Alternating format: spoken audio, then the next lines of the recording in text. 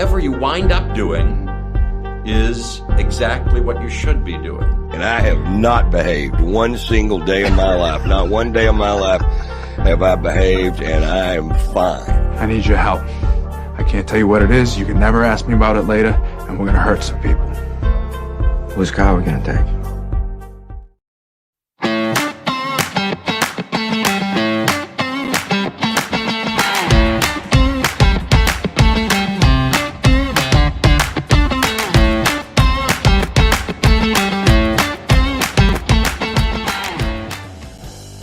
Hello. I am back. Thank you for joining us on the Nikki Medoro Show. It is Thursday, April 27th. I see all of you already in the chat room. Something new that Kim actually did yesterday, and we're going to see if we can even do it better today. Well, not better, just that more of you will know about it and could possibly contribute. If you look down into the show's description, right underneath this box that you're looking at me on, there's a link. And that is actually the link to get into our virtual green room. Now, this is kind of on the honor system because we can block your butt very, very quickly and you'll never be allowed back on the show. I can kick you off. But if you want, and you don't have to show your face. I know that, we kind of default to the radio type of atmosphere. You don't have to give your real name, obviously. You don't have to show your face. But if you want to weigh in on any of the topics, there's the link. And so we're going to try it out today and tomorrow, and maybe this will just be a regular option for some of you, because I know I love to hear your guys' voice, and I think that that's what we miss so much about Station X. And so there's the link, again, in the show description. I'll remind you guys throughout the show. I do want to say this, though. Include your name, where you're from. You don't have to include where you're from necessarily, but the topic that you're talking about. Because I know that some of you join late, maybe start from the very beginning. And if you want to weigh in, just give us a kind of a heads up about what specifically you want to talk about. And obviously this works only if you're joining us live. It's the only way that I can get to you guys. So another great reason to join us live. But of course, it makes the replay even more interesting. So absolutely click on it. We might not bring you on right away, so you can still watch the whole show in the green room or whatever. And I think it's fun. Kim texted me yesterday, said it worked pretty good. I think she had 2 people on. One of them had an echo. So earbuds. I'm actually wearing earbuds today. I do have my second job. And so I'm making sure that I bring my professional earphones. Headphones. That's the word I'm looking for over there, because it's very necessary because of the plug. Just to kind of touch on this, because I know that those of you who have been here every single day, and specifically 2 Fridays ago, heard the announcement about my second job. But I got a letter from one of my Patreon subscribers, one of my adorables. I don't know if it meant to come across as upset or whatever, but they felt like I hadn't announced it. And they found the news through this Buttheads blog that I refuse to read, because the only way this person makes money is through clicks. And this person just kind of bangs on Station X's name and that's now gone legacy, and included me in a couple of blog posts about my second job. And so I made clear to this Medorable, very politely, who seemed a little upset, that I guess I didn't announce it enough. And I'm not talking about what I do in my second job. I do have let's put it this way. I have a second job at the news station in San Francisco. Okay. But I can't use, obviously, that station to promote this. And so I don't want to do it in reverse either, because I want to keep both of these things going, because I need both of them. And so that's the reason why I don't really talk about it, but I did want to address it. I emailed this person back. So if you're watching right now, check your email.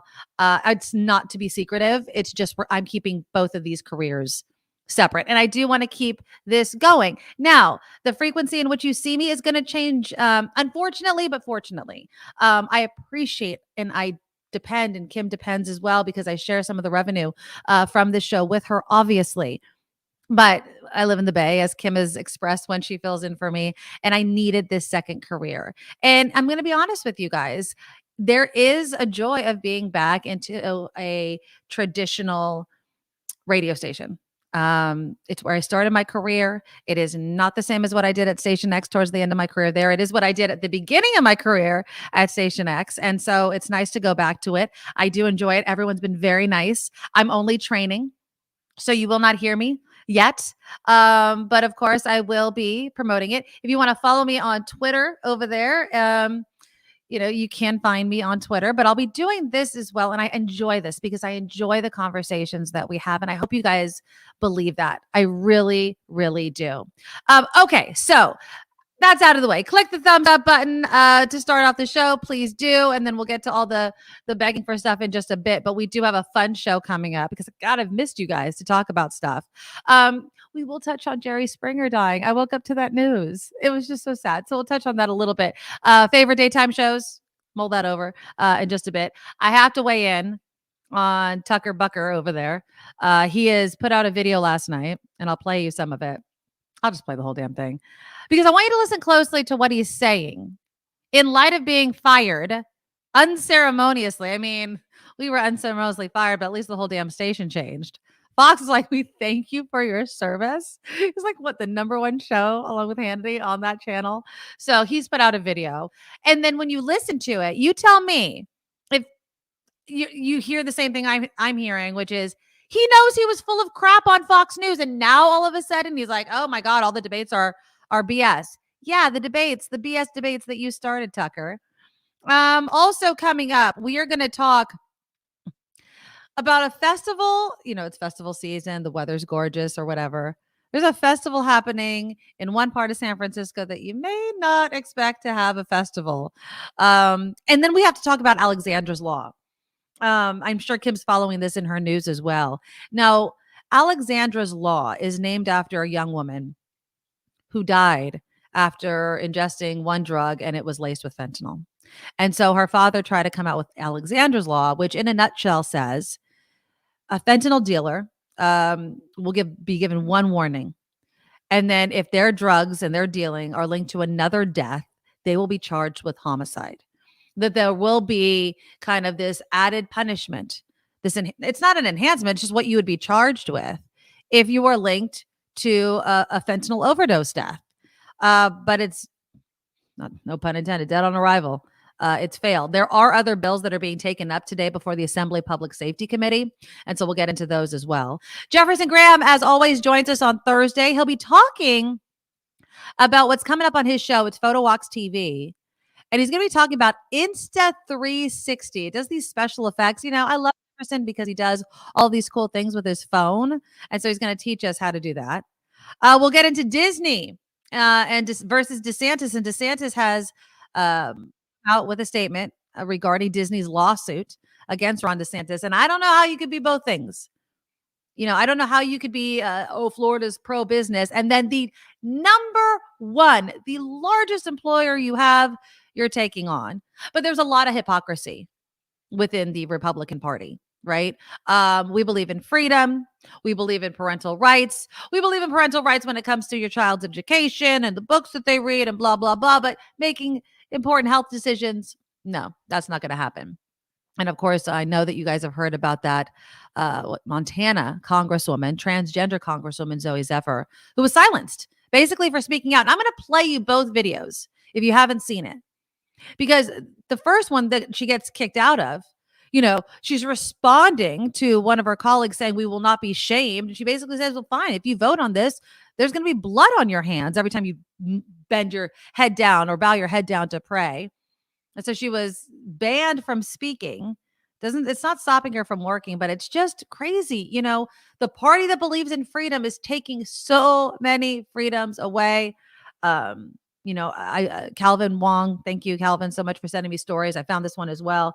Women coming out, sharing their stories about how they almost had to die before a doctor in some of these states in the United States of America would give them an abortion because the pregnancy was killing them. And it's insane. It's insane. We'll also kind of lighten things up.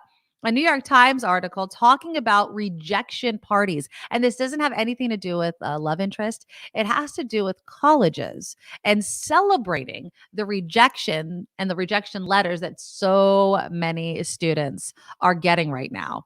And it's interesting because we talk about colleges and not having to go to those big brand name colleges all of the time. But when you have a dream college and you get a letter in the mail and you know it, if it comes in that tiny envelope, More likely than not, it's a rejection letter. If it comes in a big manila envelope with all the information you need for joining the college, most likely you got in. But it's tough. It's a tough time of year. And so we'll end the show kind of talking about that. But let's start off. Oh my God. And it's gorgeous. Can I just say one more time? It is gorgeous right now. I want to show you this picture because, my God, while it's gorgeous today, and of course we want a slow warm up because of all the water and the snowpack. Did you see these pictures yesterday? Look at this picture. This is from Texas. This is the hail. This is the size of the hail that they were getting. And I'm going to share this video because it's really sad. I'm going to preface this by saying the cow's okay. All right. I'm just going to say this. The cow is okay. But here, let me take that down. Hold on. Because Texas was getting this insane hailstorm yesterday. And look at this video that was just going viral yesterday. Oh. So I've been watching the background. Aww, look at the poor cow. Look at that though. Yeah, so basically, everybody that was sharing that video, the cow's okay. I mean, I'm sure it has a couple of bumps and bruises, but the cow is absolutely okay. Okay, so let's just touch on Jerry Springer. Can we just really quickly before we get into the heavy stuff? So Jerry Springer passed away. Here he is. How many of you guys watched him? I feel like, he was the former mayor of Cincinnati, and then he started this show. He said, he told CNN once, he did not mind being referred to as the grandfather of trash TV. In 2010, as the Jerry Springer Show celebrated its 20th anniversary, he said it's probably accurate. I don't know what the award for that is, but I think it's true that we were probably one of the first shows to present some of the outrageousness we have. It ended in 2019 after more than 4,000 episodes. And him along with Maury Povich were one of those shows that were like guilty pleasures. Let's welcome Kim McAllister on the show. So, Kim, did you watch a lot of Jerry Springer when you were homesick or anything? You're muted. You're muted. I hate there you that. Go. I had watched it a couple times or a few times, but I wouldn't say I was a Jerry Springer, like I had to have it on every day kind of thing, Oh, I watched, I don't know if it was like a must-see TV, but TV was different back then. We didn't have all these streaming services. So I definitely was. I'm homesick. Was it Steve? Was like the bouncer dude that ended up getting his own show. Yeah, Lori, it was my guilty pleasure for several years. And it started off like political because, like I mentioned, he was a former mayor of Cincinnati. Yeah. But then it kind of like Maury Povich, it switched. Like Jerry Springer was known for the fights and all that. Maury Povich was known for the paternity tests, right? and the lie detector tests and all those sorts of things. So it was really sad. But do you remember this? And I want to share this with you. Because I think, when we think about Jerry Springer, it's the trashy type of thing. But remember, what did he used to do at the end of every single one of his shows? And it was the final thought.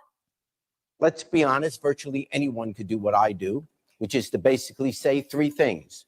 You did what? Come on out. We'll be right back. You practice that and you'll be hosting your own show in no time. Oh, there is one other thing that brings success. Luck, lots of it. And surround yourself with smart, talented people who know a heck of a lot more about television than I do. Look, I've been blessed through these 25 years to have people of enormous talent and drive producing a show of constant challenges which can't be saved day to day by simply booking a big name celebrity. You see, we don't have any on our show. No, just regular folks of no fame, little if any wealth, and very little influence. Folks just taking a moment, which they rarely if ever get, to let the world know something about what they are thinking or feeling or doing. Admittedly, it's often crazy or outside the norm of accepted behavior. But what I've learned over our quarter century of shows is that deep down, we are all alike. Some of us just dress better or had a better education or better luck in the gene pool of parents. I'll say it again. Deep down, we are all the same. We all want to be happy. We cry when we're hurt. We're angry when we've been mistreated. And to be liked, accepted, and respected, not to mention loved, is the greatest gift of all. Yes, we're all alike. Know this, there's never been a moment in the 25 years of doing this show that I ever thought I was better than the people who appear on our stage. I'm not better, only luckier. He was tearing up there. Thanks for the 25 years. We've signed on to do a whole bunch more. And as long as I stay healthy, we will. And on that note, take care of yourself and each other. I love take care of yourself and each other. Yeah. And he apparently was diagnosed with cancer and died really quickly after the diagnosis. I think it was only a few months or whatever. But yeah, it was trash. Yeah. There was a story in 2000, a German man was accused of killing his ex-wife after they appeared together on the Springer Show with the man's new wife. Ralph Panitz was convicted of second-degree murder for beating Nancy Panitz to death. That year, Springer appeared on Larry King Live in the first major interview since the murder. He said the murder had nothing to do with the show. He said it was horrible, but it had nothing to do with it. Right. But yeah, but that also happened to Jenny Jones. Remember Jenny Jones? Yeah. She brought in that guy who confessed his love to another guy, and that guy got really embarrassed and ended up murdering the other guy. Yeah. So there were consequences to that type of show, but it was iconic. It was definitely the era that it was in. And so Jerry Springer died at the age of 79 years old. It was definitely one of my guilty pleasures. Okay, there's a bug in here. Okay, so I know that I've you, by the way. Welcome. I know. Thank you. I was just going to say that. Thank you for filling in. I was also saying before you hopped on, I received a letter from one of our Medorables who didn't seem to, I guess, wasn't here when I made the announcement that I have a second job. And so a certain butthead blogger had broken the news to said Medorable, and this Medorable was very upset about this. Okay. So don't read asinine blogs because all this person does is write things for a click. I tell Kim McAllister to do this every day. I know. She doesn't listen to me. But anyways, I do have a second job, but Kim filled in for me, and there's been so many things I've been wanting to weigh in on. And so one of them, of course, is Mr. Tucker, rhymes with my favorite cuss word, Carlson. Oh, yes. And he put out a video last night. Did you see this video? Kind of, but not responding directly. So I'm going to play you this video of Tucker Carlson, the first response since he was unceremoniously fired from Fox News. You tell me what you hear, and I'll tell you what I hear, because I think it's a bit rich for him to make this kind of statement. So hold on, there is it. Here it is. Okay. When honest people say what's true calmly and without embarrassment, they become powerful. I mean, I lie. At the same time, the liars who've been trying to silence them shrink and they become weaker. I just don't, I don't like lying. I certainly do it, What? Or whatever. Hold on.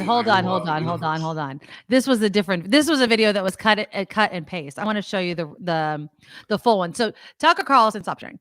Tucker Carlson put out his own video, and I think Ed Cranzen's sign, I accidentally linked to it because that was not the right one. But he was talking about, what kind of show people put on. And let me just do this real quickly because it's really rich that he's going to say something about how shows create false arguments and all sorts of things and that it's not true. He is the king of doing that. He brings up topics as if he's just asking a question. And that's what a lot of these, like Hannity, even Trump would do, is I'm just asking this question. Okay, here we go. I think this is the one. This is the video that in its entirety, that's actually the real one and not edited. Here we go. Good evening, it's Tucker Carlson. Here we go. One of the first things you realize when you step outside the noise for a few days is how many genuinely nice people there are in this country. Kind and decent people who really care about what's true, and a bunch of hilarious people also, a lot of those. It's got to be the majority of the population, even now. So that's heartening. The other thing you notice when you take a little time off is how unbelievably stupid most of the debates you see on television are. Pausing. You mean the ones that you were part of a breath ago? I digress. They're completely irrelevant. They mean nothing. In 5 years, we won't even remember that we had them. Trust me, as someone who's participated. Trust me as someone who's participated. Don't lose track of that statement. He participated. He led it as the #1 show on Fox News. And yet at the same time, and this is the amazing thing, the undeniably big topics, the ones that will define our future, get virtually no discussion at all. War, civil liberties, emerging science, demographic change. What? We have been trying to talk about our civil rights. We've been trying to talk about climate change, you asshat. But I don't believe it. No. Ugh. Corporate power, natural resources. When was the last time you heard a legitimate debate about any of those issues? Not on your show. I mean, it's been a long time. You literally last week had a show, Tucker, in which you could have done exactly this thing. But now he's judging the fact that it's not there. Debates like that are not permitted in American media. Both political parties and their donors have reached consensus on what benefits them, and they actively collude to shut down any conversation about it. You mean like what you did regarding Dominion voting systems to push a narrative that you knew was false? Suddenly, the United States looks very much like a one-party state. That's a depressing realization, but it's not permanent. Our current orthodoxies won't last. They're brain dead. Nobody actually believes them.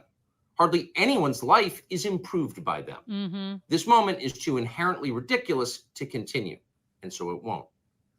The people in charge know this. That's why they're hysterical and aggressive. They're afraid.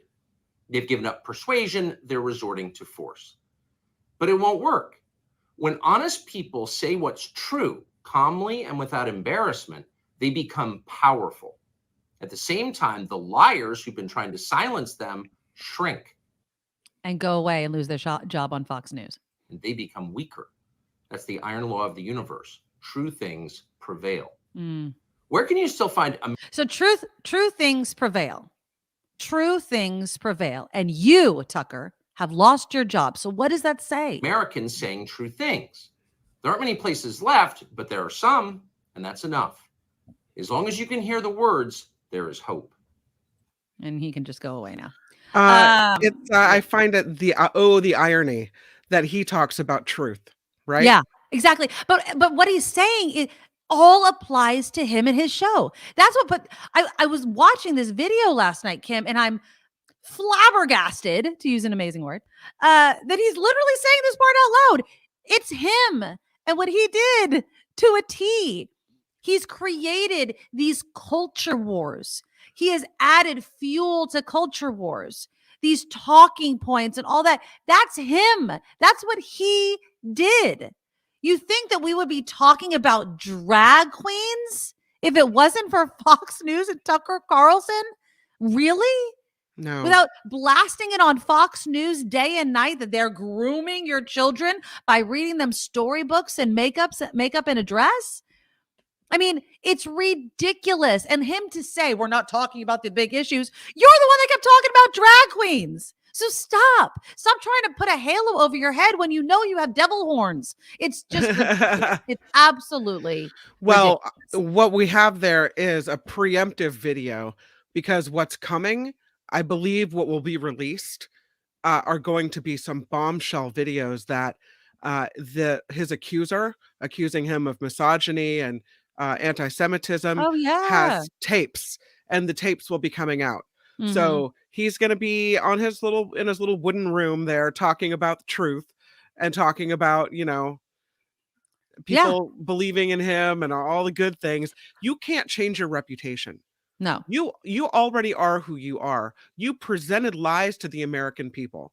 So now you just sit there and have to take your lumps, right? And who's gonna take him on? I saw yesterday that Russia TV literally was like, hey, if you want to come be a host for us, what does that tell you? I mean, at least they know that, he's a guy who doesn't mind lying to people. He'll say whatever you tell him to say. Go ahead. I think, and I love this. I love this comment. Hold on. Where is it? Yeah. Ron, Nikki's about to stroke out over Tucker. He's such a tool. I'm not going to have a stroke, but I am, because I'm happy. I'm really happy that this guy lost his show. Extremely happy. But what I'm not happy about, and what does get my blood boiling, is what he's done to political discourse in this country. And I would put him under the same thing as John Hannity and even former President Donald Trump. They feed on your fear and it divides us. And you think that these issues like drag queen story hour and gender affirming care actually impact your specific life when it doesn't. It really, truly doesn't. But they make you feel that way. They make you feel that way, that you hate other people, that you silence politicians. We'll be talking, like I mentioned, about Montana Congresswoman Zooey Zephyr being silenced because she spoke the truth. She spoke the truth. You cannot be a party of freedom and independence and smaller government and let them take over your healthcare. Let them decide more than you, your doctor, and your family what you can do with your own body. The whole idea of transgender athletes competing. That's the number one issue facing Americans right now. I can understand it being athletes. Right. And like I've said before, I think that there's compromise there. But they make it as if this culture war issue is the end all be all on your everyday life. You want to know how much drag queen story hour impacts my specific life? 0. But I do know other people who are targeted by those that listen to people like Tucker Carlson, who then can resort to violence, discrimination, and put those people's lives that it does matter to them at risk. And that I have a problem with. And that's why I speak on that. So I just, yes, but I'm not going to stroke out. I literally rejoice. I was so giddy that I don't have to watch his face, not like I ever watched his show, but I hope he goes the way of Bill O'Reilly. Try to have a podcast, join the millions of other people that try to have it. You are not going to ever be where you were. I mean, I guess I shouldn't say that. Who knows? Honestly, nothing would surprise me, but it's going to be really hard. If Bill O'Reilly couldn't do it at his pinnacle on Fox News, I doubt Tucker will be able to. And just like you mentioned, Kim, the text, I mean, he kept calling people, I'm assuming it's the P word and not the C word, which was he said something referring to a woman's genitalia as an insult. And I'm assuming it's the P word, not the C word. But he's, all of those things are going to come out. And that's probably why Fox settled and then unceremoniously got rid of the idiot. So I'm really excited about it. Absolutely. Let me play one more quick video since we're playing videos right now. I just want to share this. So President Biden was meeting with South Korea's president. Had this black tie affair last night. And there are a lot. This was not just, let's celebrate the 70th anniversary of our partnership. The leaked classified documents, they showed that the U.S. reportedly was spying on South Korea. South Korea's president is dismissing it, but this was kind of the backdrop. Well, there was this lighthearted moment that I wanted to share with you guys because on one hand, there are these classified documents. It is important for the United States to kind of keep up this relationship with South Korea, given obviously North Korea and the threat that they pose. But this was some unexpected moment that went viral yesterday. This is South Korea's president. 한미동맹의 든든한 후원자이고 주주이신 여러분께서 원하시는 한 소절만 근데 이 기억이 잘 날지 모르겠습니다. I'm going to only sing one phrase of this song because here you are the supporters and sponsors of the Rock US Live, so I'm going to sing short. So he's basically saying, the interpreter said, I'm going to sing right now. And what I didn't realize, and we know about karaoke, apparently in South Korea and maybe other places, it is extremely normal for people to just break out in song. Like the whole karaoke thing, it's not because they like going to karaoke bars. They love to sing. And so he decides to sing a song. A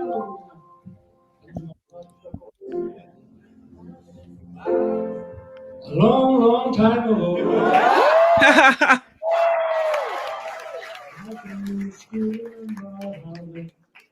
Music used to make me smile.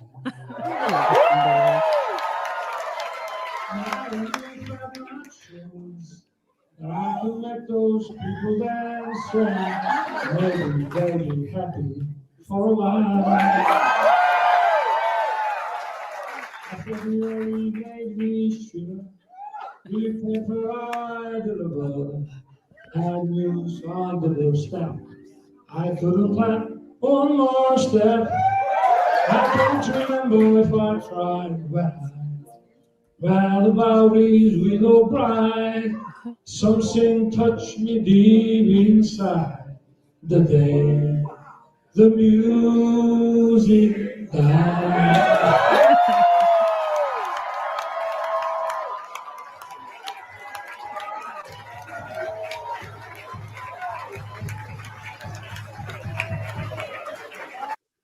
So I just thought that was really, really cute. He knows how to make a press conference fun. Give it Yeah, a he little does. life. I Yeah. know Murphy.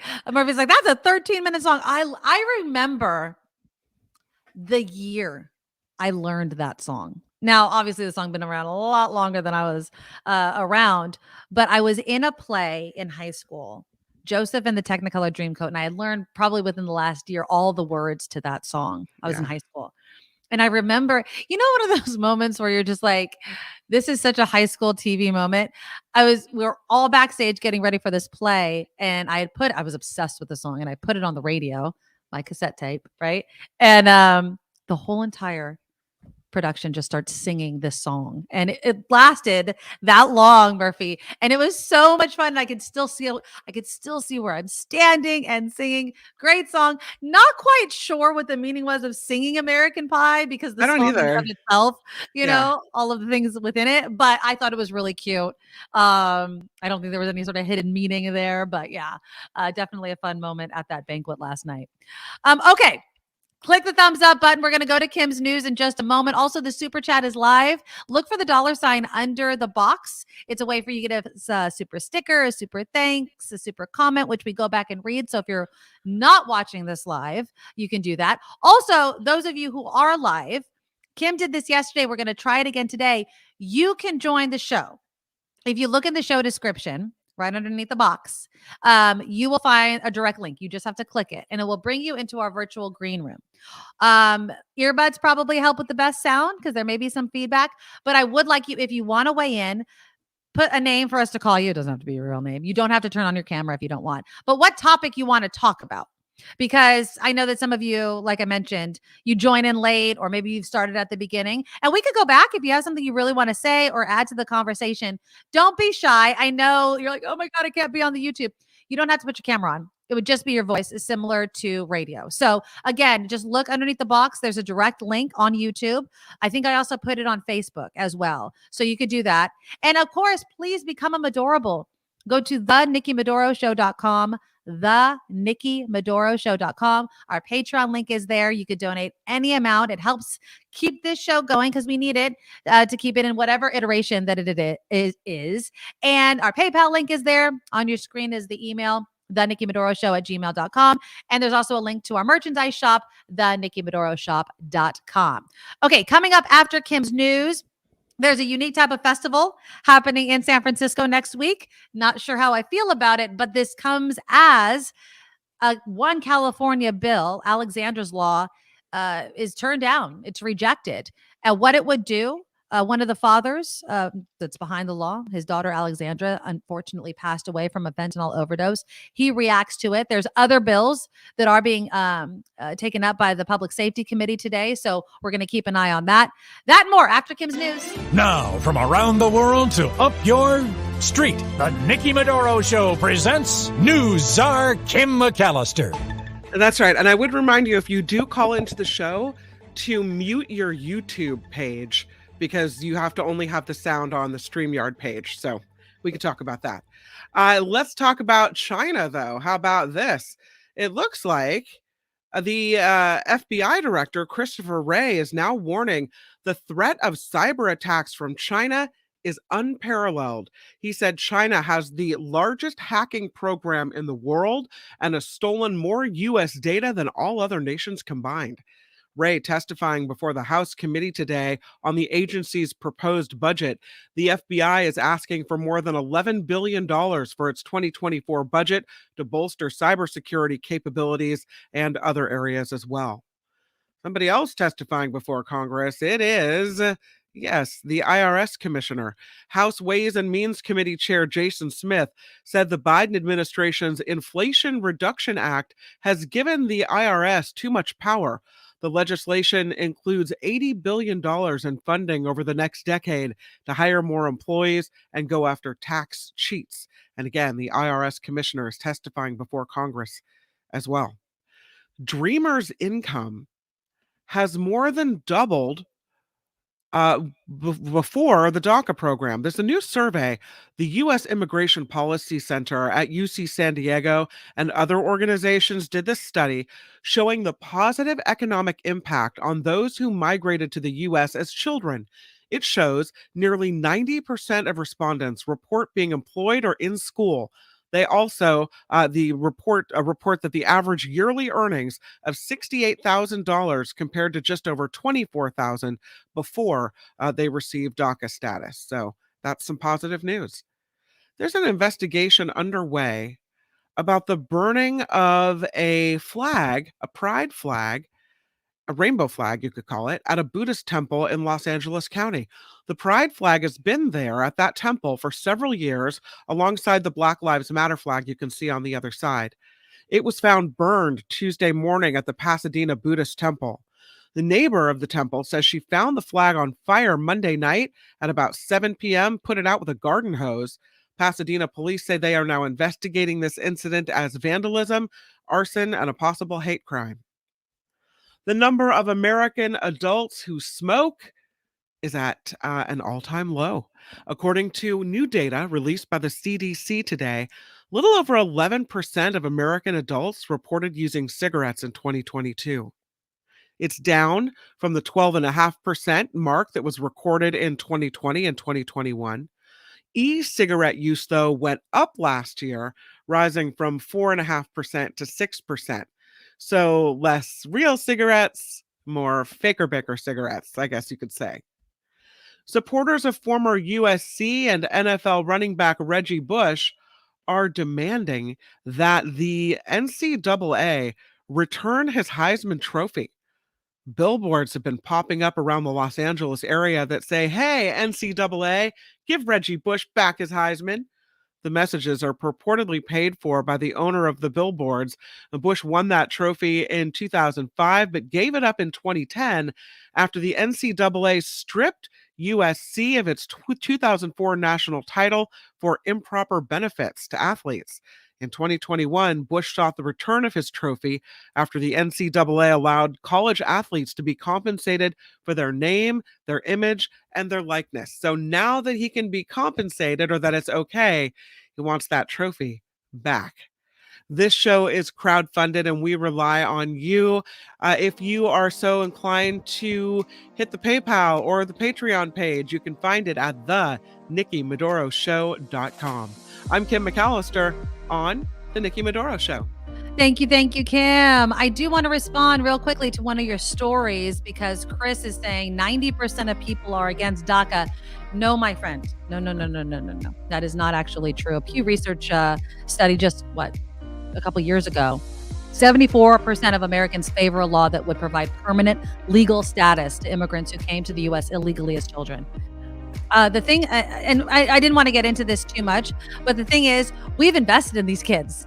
They've been here since they were born. They are Americans in every sense of the word. They had no choice. Their parents brought them here. We've educated them.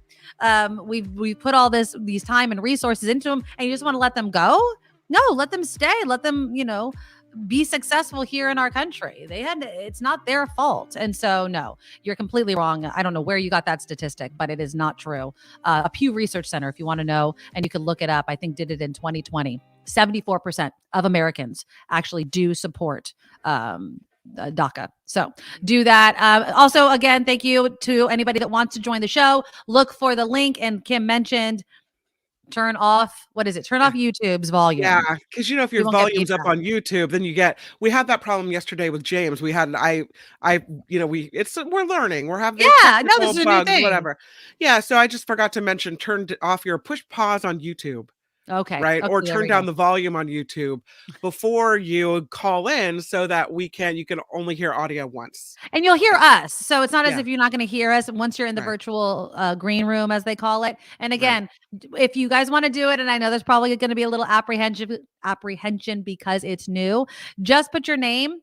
You don't have to do the video, but what topic you want to talk about. Like just real quickly, like I want to talk about DACA or I want to talk about Tucker or whatever. Right. Just put it so we have an idea before we go to you what you want to talk about. It's so exciting. It really felt like old KGO yesterday. I know. I went back and listened and it looked awesome. Yes. I talked to Jimbo. I talked to James. It was really cool. Yeah. That's cool. So again, if you want to do it, and I think I'm going to just do this and try to remember to put the link. The link changes every day. So you can only do this obviously if you're watching live, which maybe we'll even grow it because people will want to tune in for that. But the link always changes. So look for the day's link in this show's description because it won't be anywhere else. Okay. So it's festival season, Kim McAllister. It's gorgeous. It's nice and sunny. Festivals. There's a festival running. It's brand spanking new in San Francisco. It runs from April 30th to May 6th. And it is the Tenderloin Appreciation Festival. I love Tenderloin Week. I'm not going to that festival.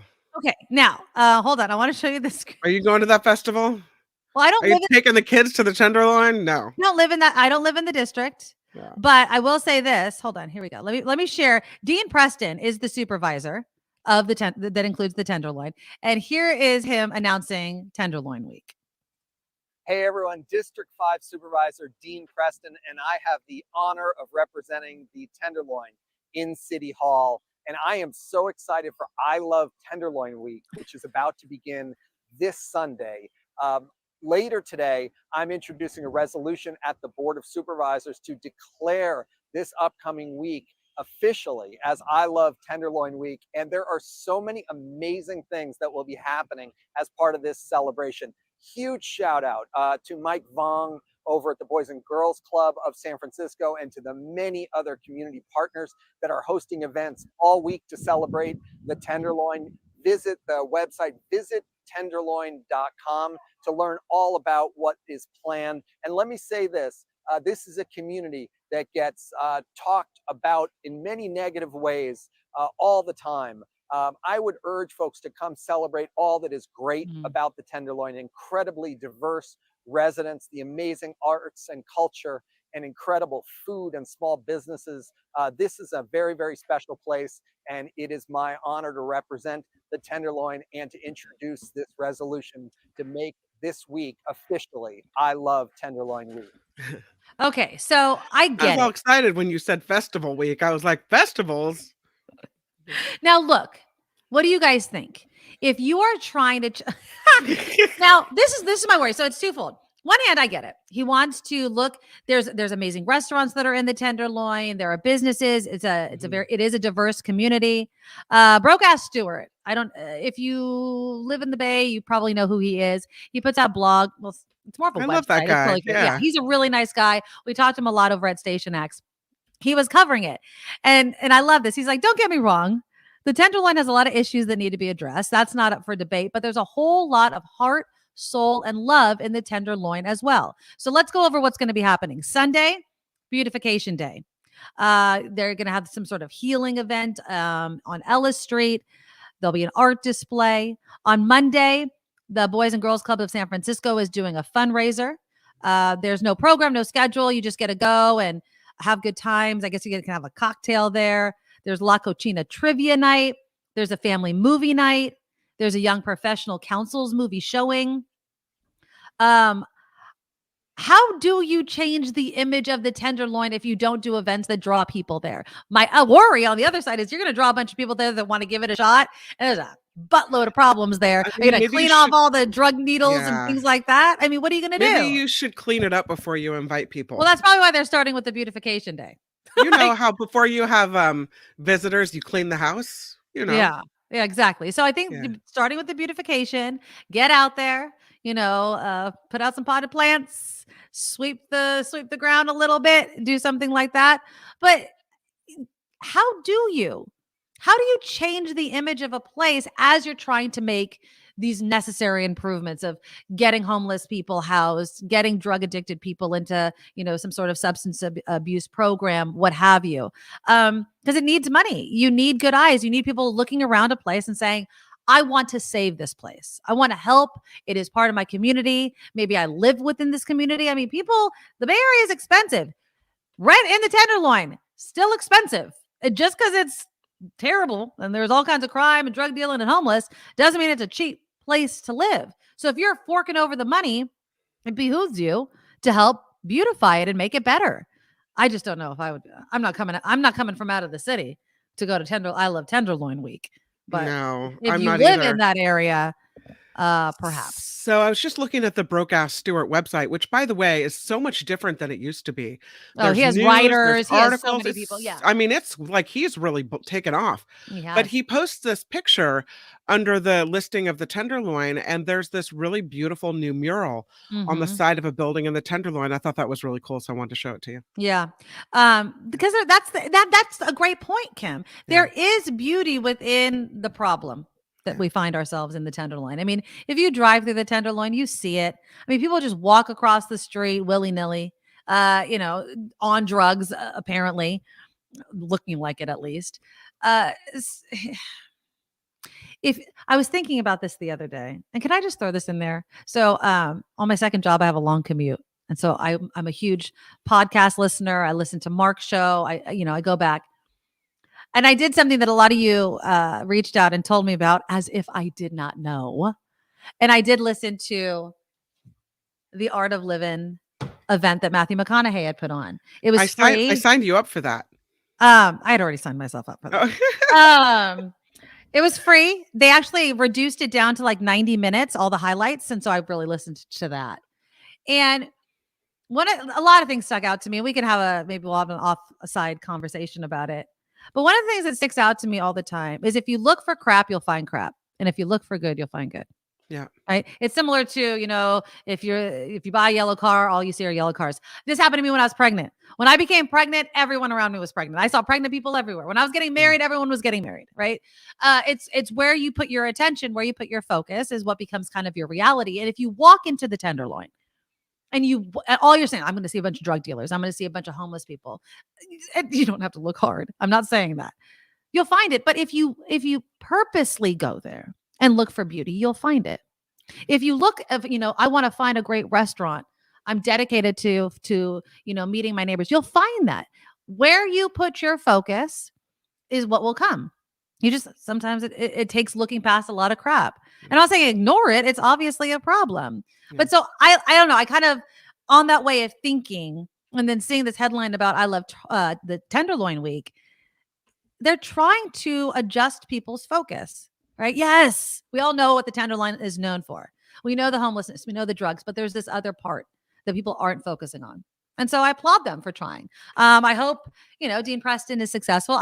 I hope that my worry about the headlines will focus again. The focus will go towards the negative, will overtake it.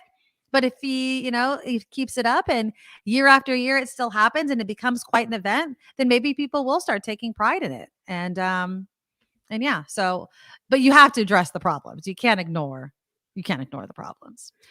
On that note, Alexandra's Law. It was proposed by Senator Tom Umberg of Santa Ana.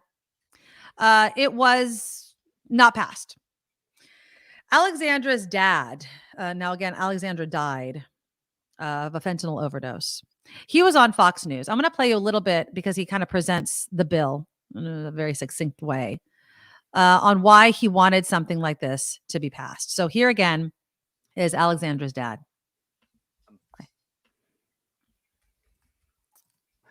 Our bill is simple. If someone is convicted of manufacturing or selling illicit drugs, they will receive a warning letting them know that if they don't stop and someone dies as a result of their continued action, they can be charged with murder.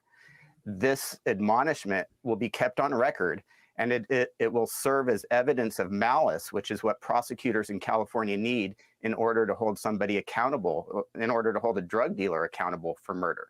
But I want to make it very clear, this legislation isn't about charging somebody with murder. It's about dissuading a drug dealer from becoming a death dealer.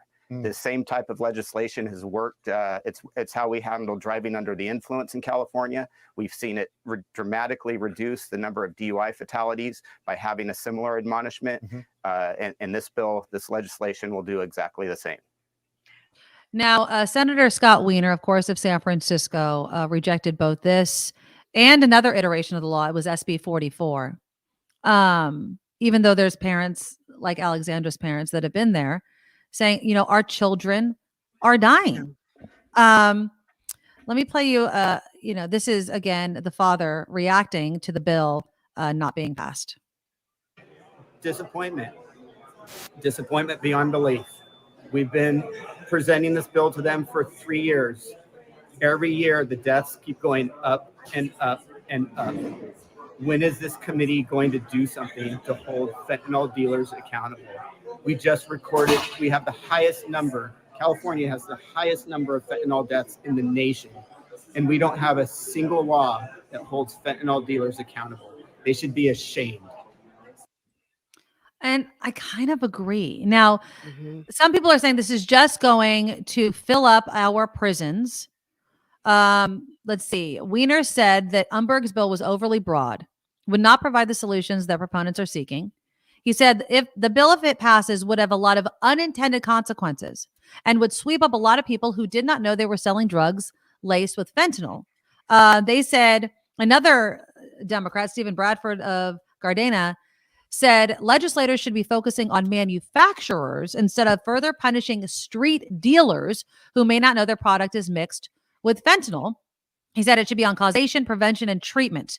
He says, we've seen this movie before in the 80s and 90s with mass incarceration, thousands of black and brown people doing life in prison for selling an ounce of cocaine where no one lost their lives. But it's that last part of the sentence where no one lost their lives. But if you do, if you are well aware that there is a high probability that the drugs you are selling are laced with fentanyl, and you know that fentanyl can kill in small amounts, I don't have a problem with you facing a tougher punishment. And the other thing is they would get a warning similar to DUI drivers.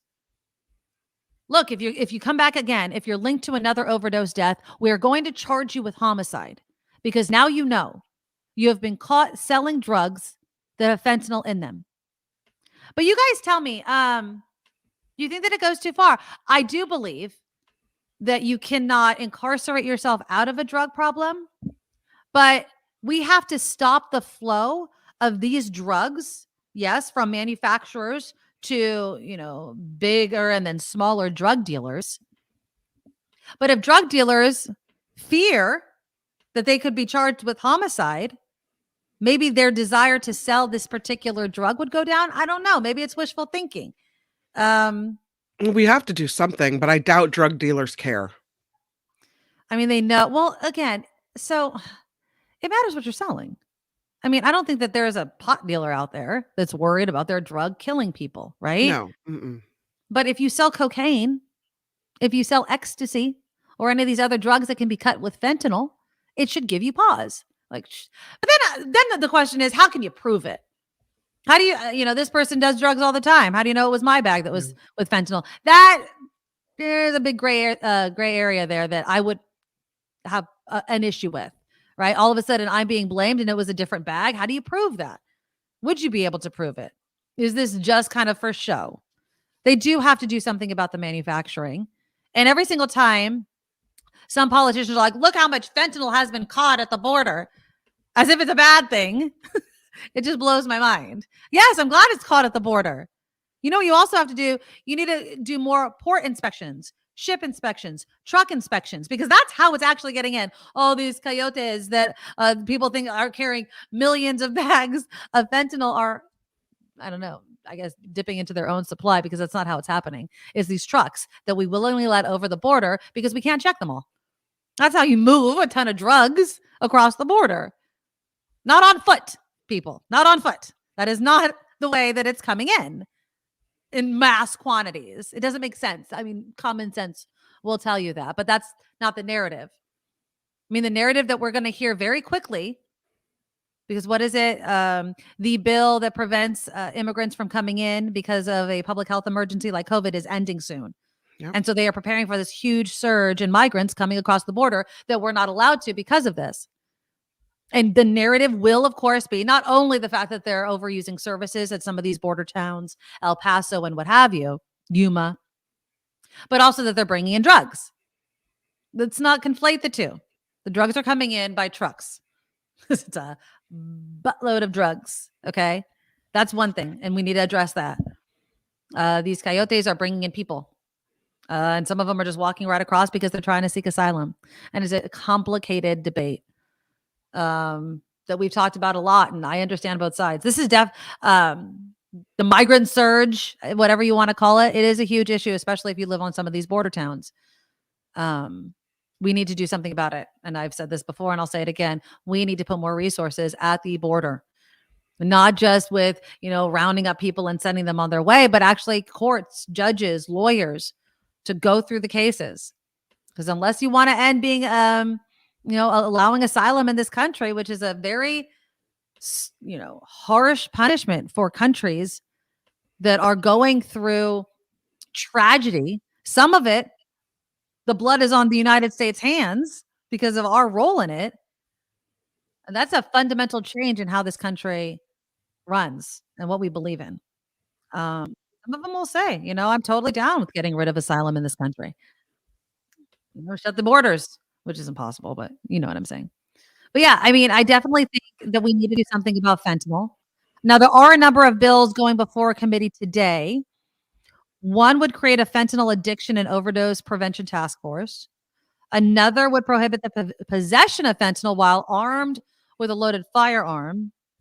And another would increase penalties for trafficking fentanyl through social media. And that would be punishable by up to 9 years in county jail.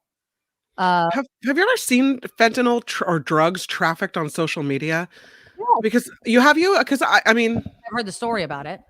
Snapchat, that's how they get the drugs. That's how kids are dying. They're going on Snapchat. They're getting drugs delivered to their homes. They're doing it and dying. That's what was happening during the pandemic shutdown. Yeah.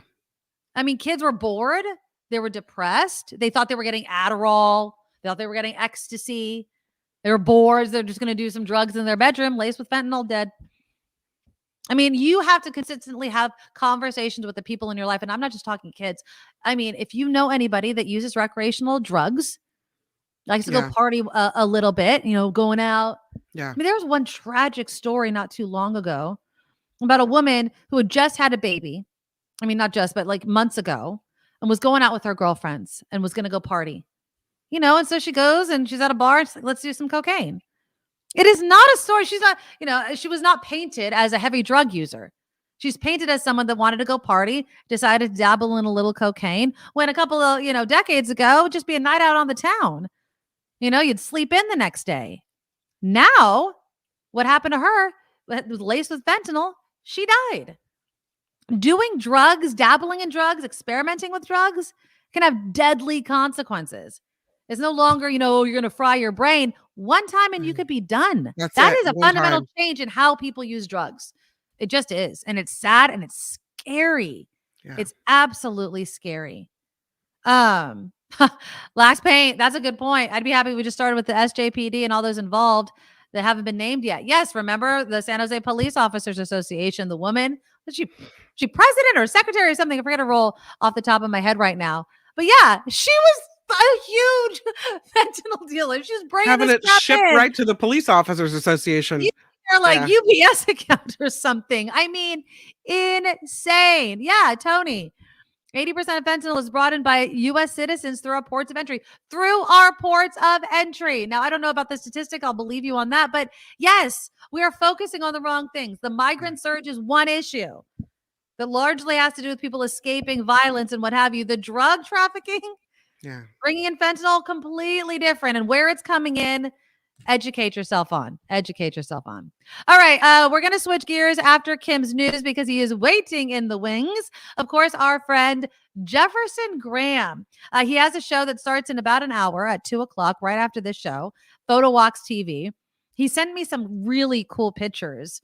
See, and every time I'm always jealous of Jefferson Graham's talent with the phone because it's not hard. Watch his show on YouTube, but he's going to have a great guest on of Insta360. So we'll get a little bit of a preview with that and what you can do with your phones. And then after that, we'll get a bit into Disney versus DeSantis. Yeah. And I feel like DeSantis is overplaying his hand because I don't know if you heard this, Kim.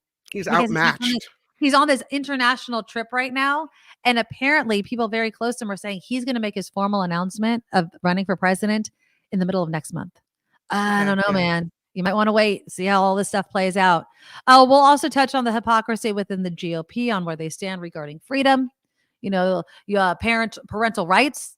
You can you can hem up teachers in school board meetings because of books, but you don't have enough power to make health decisions about your body or your child's body. It's absolutely ridiculous.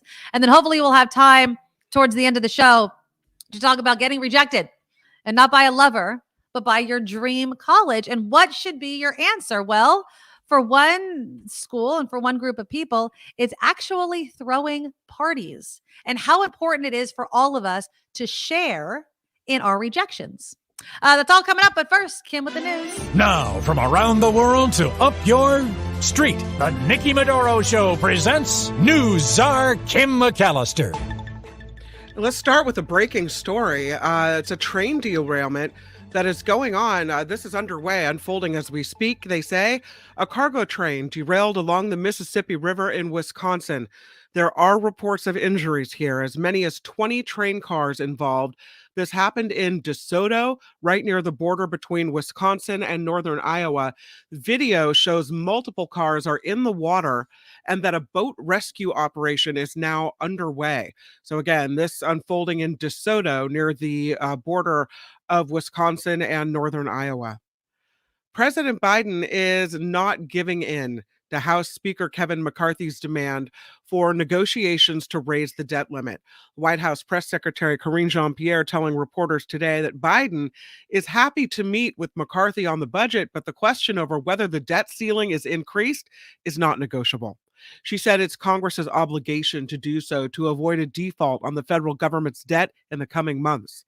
House Republicans passed a bill this week pairing a package of spending cuts with a $1.5 trillion increase of the nation's borrowing limit.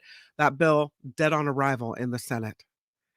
The Federal Reserve Chair gave an interview. There's Jerome Powell.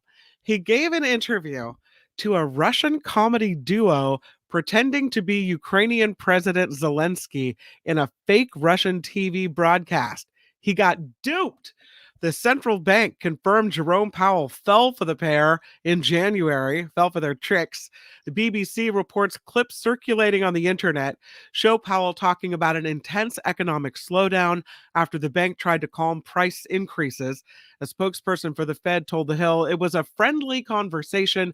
No sensitive or confidential matter was ever talked about. But yeah, Federal Reserve Chair Jerome Powell giving an interview to a fake comedy team for a fake Russian broadcast. There you go. We got to vet those things before you say yes to the interview.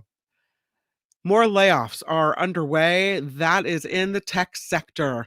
And it's file storage company Dropbox now announcing it will be cutting 500 jobs because they had a slower than expected growth cycle. The CEO says the San Francisco-based company needs to focus more on artificial intelligence-powered products. See, we see that artificial intelligence move in and the jobs get cut. They are doing so, they say, will require hiring workers with different skill sets. So now that AI can do the job of the people they have in place, they've got to hire people that do different things. Meta, Google, and Twitter also announced layoffs this year, of course. There is a Nashville Christian school student who identifies as non-binary who now will be getting their own prom. This student's name is B. Hayes, and I have a think I have a screen to share with you. Here it is. Yeah, B. Hayes. B. Hayes is going to get their own prom because the school apparently says no, you can't wear a suit. You've got to not do that. And I don't so understand this. It's just like let people wear what they want to wear. Yeah, This is what bothers me. You don't need to weigh in on everything. It's not that big of a deal. B. Hayes was denied entry to the school prom for wearing a suit. Hayes' Instagram photo went viral as they held up a sign saying, "Wouldn't let me in because I'm in a suit." The school has said there is a dress code and Hayes was in violation. Well, now people are rallying behind the senior. Local business AB Hillsborough Village throwing a prom for Hayes and their friends. A GoFundMe page to help pay for the event has already raised more than $28,000. Take that. That's more than a regular prom budget, right? But I don't understand, what is the point of having a dress code for a dance that is not, it's for the kids. Let them wear what they feel comfortable in. I know non-transgender people, like, you know, I don't know, cisgendered people. Some of them just don't like wearing dresses. They don't like all the frill. Like, why not let kids be happy? It drives me nuts. Apparently, the dress code at the Nashville Christian School. Ugh, there's my answer. That's your answer. Is that is that you have a dress code, and I guess the dress code is boys will be in suits and girls will be in dresses, and we don't, we don't see it any other way. Yeah, your non-binary status. Well, maybe they should have boys will be in suits, girls will be in dresses, and non-binary students can wear either. Take your choice. I just don't, whatever. Okay. Yeah. Yeah. So there's B. Hayes. They wouldn't let me in because I'm in a suit. And look at all the students behind them. Going to the prom. Dresses and everything else. Yeah, going to prom. What a bummer. But at least there's going to be this really fancy prom for B. Hayes and their friends. So there you have it. I'm Kim McAllister on the Nikki Medoro Show.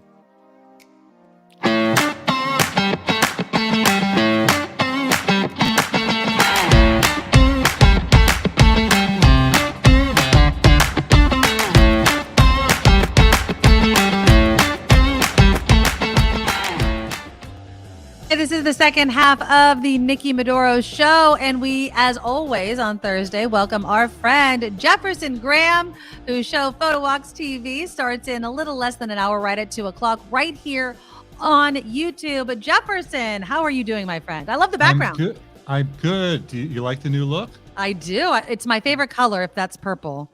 It looks purple to me. It's actually gray with purple light. That works. Shining I like on it. I painted it yesterday. Can you believe it? You painted it. Oh, nice. Look at you getting all fancy. And I have a question for you. The last time I looked, didn't you have straight hair? What happened? Never. I mean, I've blown dry. I've blown it dry. But no, I have extremely curly hair, Jefferson. I think maybe just because I have the headphones on and now I'm wearing earbuds today. No. The little promo that you ran just 2 seconds ago. I blew out my hair in that one. That was one of I think I took that picture.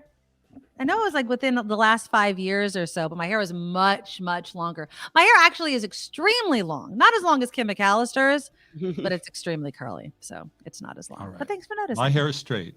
There you go. All right. Well, what's coming up on your show today? I hear that we're doing, is it Instagram? It's something called Insta360. What is this? It's Insta360, which makes that crazy camera. It's a 360 camera with a lens on both sides. Okay. And I'm showing how to get some of the really wild special effects on your smartphone. They also have a doodad called the Flow, which is a gimbal that you put your phone in to straighten, to smooth out your images. And so I've got Michael Chabon from Insta360 who'll be telling us all about it.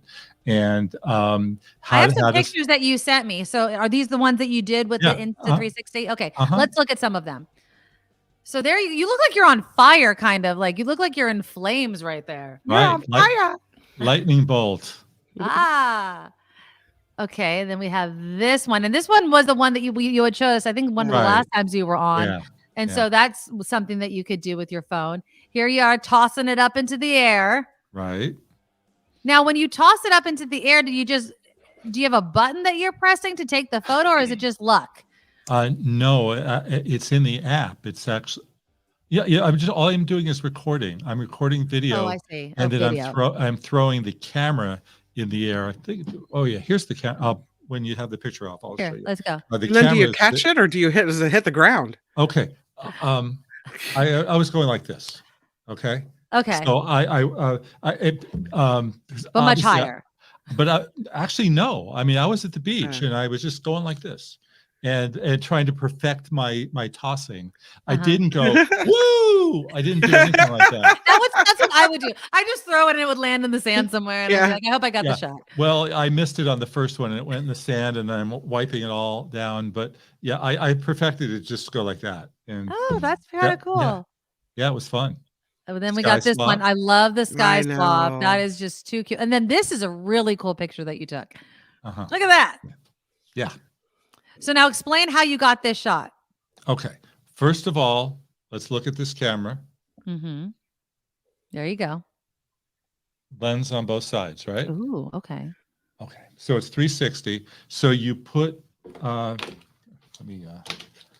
you remember me and my selfie stick? Yes. Remember the crazy yes. selfie stick? Okay. So it's pretty simple. You just connect it to the selfie stick, and then you either walk with it, or in the case of the planet, was just opening it up and just put it, placing it down and then pressing record. And then I walk around it. That was it. That was it. I walk in a circle around it, and then take the footage from the camera, put it into the phone, and with the Insta360 smartphone app, then I'm making these little videos, but they have presets. So it says, you want to do the free toss, whatever? Yes, I want to do the free toss. Then you take the clip, stick it in there, and they make something of it and have fun with that. And the clone thing, you stick it in there, and then next thing you know, there's 5 Jeffs. That's awesome. Now can you use this on either an iPhone or an Android, or is it iPhone specific? iPhone or Android, either one. Oh, that's good. Yeah. I mean, I always find, the thing that bothers me about iPhone versus Android is my daughter, it's sharing videos from an iPhone to an Android. My daughter was in a play last week. I sent a clip to my brother, which one, I had to shorten because he has an Android. And 2, when he got it, it was all pixelated. So they haven't figured out how to do that, I guess, yet. You would need to send it not via text, but via a program like Dropbox. Right. That Kim was just talking about, or Google Photos, or send the link. Facebook, or you could put it in YouTube and send it as a private, unlisted. A lot of people do that. They just throw it in YouTube and make it unlisted. And you have an account. And, I know, that's true. I've been seeing your shorts. I like your shorts. Thank you. So it's one of those things, though. I told my brother, I was like, get an iPhone, but he's play are we talking about? Oh, my daughter was Sky Masterson in Guys and Dolls. She was good.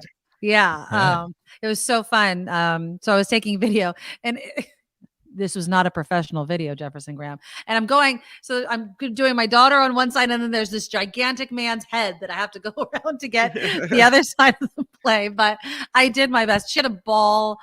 She surprised us all. It was a great video. But yeah, sharing it with an Android user wasn't really working for me, but I tried my best. So get up out of your seat next time. Be aggressive. Don't care what anybody thinks about you. Pardon me. Move. Throwing elbows. Got to get to the stage. Shot is the only thing that matters. My daughter would have killed me. She didn't even want me in the front row, Jefferson. She told me specifically, do not sit in the front. So I was in the second row. And then I was like on the aisle for the first showing of it. So I could kind of lean over because I know people will just sit in front of me and block my view. But it was a great time. What I should do is get like that selfie stick or whatever that you have. And then I could kind of just teleport it up to the top, be like, there you go. And I could just watch it that way. Or put it in position at the front of the stage, Yeah, I'm just gonna do the whole entire thing, and there you go. All right, Jefferson Graham, we always appreciate you coming on. Please check out his show. It's Photo Walks TV. He's gonna play us a song. Okay, play us a song. There you go. Name the song, people. Name the song. I know it is.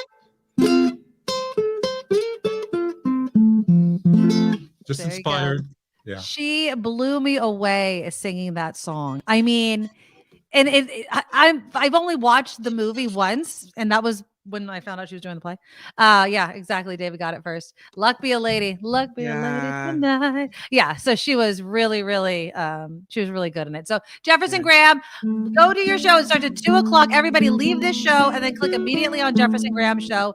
Photo Walks TV. He's going to talk all about cameras, how to make you competent like he is with using your iPhone and what have you. We adore you, Jefferson Graham.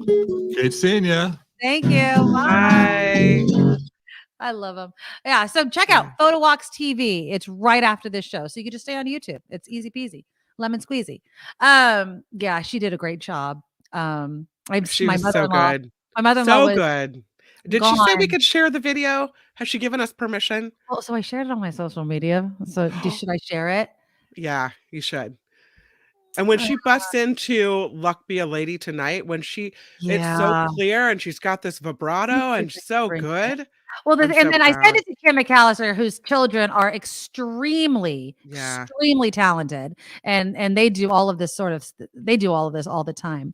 Here, okay, here we go. Hold on. Let me see if I could bring it up. Oh, okay. Should I do it? Okay, I guess I can. I can't bring it up right now. Hold on. Uh-oh. It's not working for me. Hold on. But yeah, so she blew us away. Like I mentioned before on the show, she wouldn't let me watch her practice. And since she wouldn't let me watch her practice, I had no idea that she was going to be doing something like this. Yeah, I got to download it. You know what I'll do? I'll bring it up and I'll get it ready for Between Kim's News. So that's something to wait for. I'll bring it up.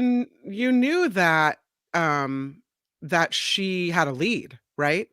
So you must have known some of these big numbers were coming.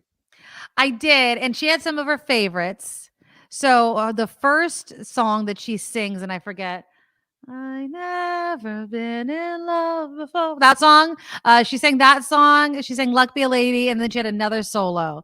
And the first day that she did it, she had this big note at the end and her voice cracked. And so she was like really pissed off about it because she could get it. And then the second day I forgot to record it, but she nailed it. And James, my husband, and I were like, yes, she got it. And then I recorded 2 of the other ones. And my mother-in-law was gone. And my mother-in-law is a huge Frank Sinatra fan who played Sky Masterson, or was not. He didn't play No. What's his face did, but he was in it. Yeah. But she loves Guys and Dolls. And so she wasn't able to go watch it live because they were on vacation. Yeah. And so she watched it on her phone. The woman cries over everything. I adore my mother-in-law, but she watched it yesterday and she was just so tearing up. And it was just so great. Because when you see your kid or your granddaughter doing something, she sang all of them. So Julia and I were watching it in the car, and you know that she sings like the first couple stanzas and then she turns around and she goes and hops up on a box. And then she launches into the Luck Be a Lady. And we were like cheering in the car. It was so good. Yeah, it is her first lead. And so it was just, there's only to go up, right? She's in theater in high school. When she starts high school next year, she's taking theater as like her last period, which is amazing. Like what better last period in school than theater, right? So I'll play it. I'll play the Luck Be a Lady. I don't think she'll mind since it's already on my social media feeds. Julia's not taking drama. I know that's so disappointing because she's so good. Well, she's in this weird phase where she says she doesn't want to stand out at school. So when she's in community theater, she says everybody is singing and dancing and everyone's doing that. So it's okay to do that there because everyone is, and she's, fitting in. But she doesn't want to stand out at all or make a spectacle of herself at regular school where no one knows that she does this kind of stuff. So whatever. I think she'll miss it. I am going to bet dollars to donuts that maybe the first year of high school she won't, but I think it'll just draw her in, especially if she sees performances at high school and she's like, I could have done that so much better. Like it's in her soul. She should do what she do. And who cares what other people think? I know it's the age and they always care what their friends and whatever thinks, but find your people, We've been to plays before and I looked at her and I said, she's opted not to audition for that play or whatever. And then we go see it because she's got friends in it. Right. And I'll say, do you wish that you were on stage? Like, do you, are you sitting is it hard for you to be in the audience instead of performing? And she'll go, yeah.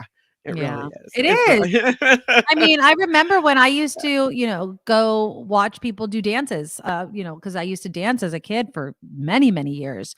And when you're out of it, you miss it. And so I bet Yeah. your daughter's going to miss it. Absolutely. Yeah. Okay, let's talk about douchebag DeSantis. Okay. Oh, yes. Why not? That guy. So Disney, and many people are saying this, by the way, has a very, very strong case against Ron DeSantis. Now, obviously, they're suing Ron DeSantis because DeSantis is trying to change their agreement that they've had for decades regarding the special tax business district that Disney gets. Look, if you've been to Anaheim, right, that's where Disneyland is. As you get closer to Disneyland, things are clean and fresh and paved. Anaheim. There's fresh signs everywhere that tell you exactly where to go. Yeah. They take care of it. Yeah. Because they get this kind of, and I'm assuming it's the same in Anaheim, but let's talk about Florida. In Florida, they get this special business tax district. Well, DeSantis is trying to make it like, no. You're going to be treated just like every other business, even though they're not. They are not like every other business. So first, let's hear from Bob Iger, the old CEO. Now he's the CEO again of Disney, talking about this lawsuit that they're filing against DeSantis. Oh, darn it. About a year ago, the company took a position on pending Florida legislation. And obviously, in taking the position, the governor got very angry about the position Disney took and seems like he's decided to retaliate against us, in effect, to seek to punish a company for its exercise of a constitutional right. And that just seems really wrong to me, against any company or individual, but particularly against a company that means so much to the state that you live in. We have over 75,000 employees. Countless thousands of indirect jobs have been created. About 50 million visitors will go through our gates this year alone, about 8 million of them from outside the U.S. And we are the largest taxpayer in the state. We estimate we'll create 13,000 new Disney jobs and thousands of other indirect jobs. And they'll also attract more people to the state and generate more taxes. Simply to retaliate for a position the company took sounds not just anti-business, but it sounds anti-Florida.